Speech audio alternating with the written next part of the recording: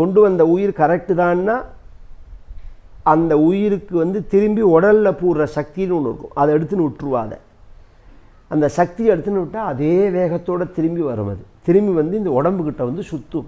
உள்ளே போகிறது எப்படின்னு தெரியாது, அதுக்கு சுற்றி சுற்றி சுற்றி தவிக்கும்.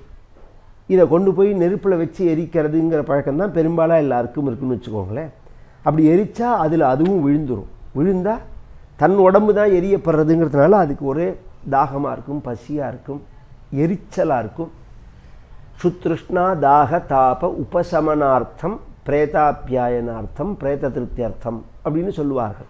அந்த வாசோதகம் திலோதகம்னு ஜலத்தினால துணியினாலையும் எள்ளுனாலையும் ஜலம் கொடுக்குறோம் பற்றியில இந்த தாப நிவர்த்தி ஆகிறதுக்கு தான். அதுக்கு தான் பந்துக்கள்லாம் கொடுக்கணும்.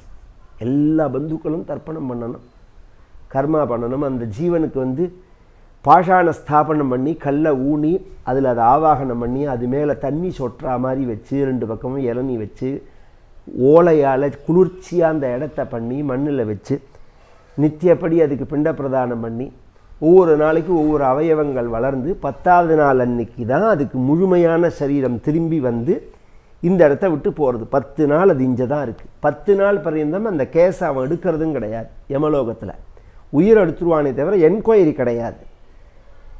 சில சமயம் கொண்டு போன உயிர் தவறுதலாக இருந்ததுன்னா விட்டுடுவான். விட்டுட்டா அது வந்து உள்ளே புகுந்துடும். புகுந்துடுத்துன்னா அதனால தான் நம்ம சாஸ்திரங்களில் ஒருத்தனுக்கு உயிர் போன உடனே அவனை கொண்டு வச்சிடக்கூடாது. ஒரு 4 மணி நேரம் 6 மணி நேரம் வெயிட் பண்ணணும்.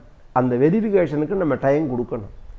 சில கேஸெல்லாம் பார்த்தெல்லாம் சுடுகாட்டில் கொண்டு கேள்வியை வச்சால் குழவி எழுந்து உட்காந்துண்டாள் அப்படின்னு பேப்பரில் வரும். எல்லாரும் மரிச்சு போயிட்டாள் அப்படின்னு நினச்சின்னு இருக்கிற சமயத்தில் உயிரோடு எழுந்துண்டாள் அப்படின்னு வருது. பார்த்தீங்களா? எப்படி வர முடியும்?